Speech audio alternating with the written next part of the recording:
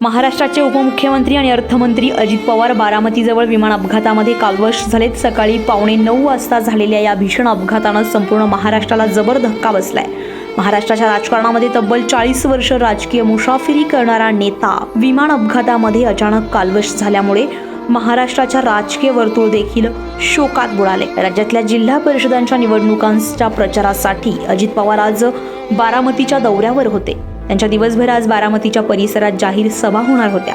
या सभांसाठी ते मुंबईहून बारामतीकडे विमानाने आलेले होते, परंतु सकाळी 8:45च्या सुमारास बारामती विमानतळाजवळच ते विमान कोसळलं आणि जळून खाक झालं. विमानामध्ये अजित पवार यांच्यासह 6 जण होते. या सगळ्यांनाच काळानं हिरावून नेलाय. दरम्यान जिथे विमान अपघात झालाय तो व्हिडिओ देखील समोर आलाय. या दुर्दैवी घटनेच्या पार्श्वभूमीवर महाराष्ट्राचे उपमुख्यमंत्री एकनाथ शिंदे यांनी दखल घेऊन गंभीर दुःख व्यक्त केलेलं आहे. तर घटनास्थळी प्रशासनाकडून तातडीने कारवाई करण्याचे देखील निर्देश दिलेले आहेत.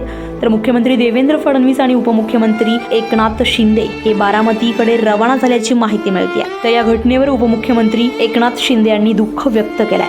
महाराष्ट्राच्या जडणघडणीत मोलाचा वाटा उचलणारे, स्पष्ट वक्तेपणा, दिलदार नेतृत्व आणि शब्दाला जागण्याची ओळख असलेले अजितदादा यांच्या जाण्यानं सार्वत्रिक जीवनात मोठी पोकळी निर्माण झाली आहे. समाजाशी नाळ जपणारे, निर्णयक्षम आणि दूरदृष्टी असलेले नेतृत्व हरपले असून त्यांच्या कार्याचा ठसा कायमच स्मरणात राहील.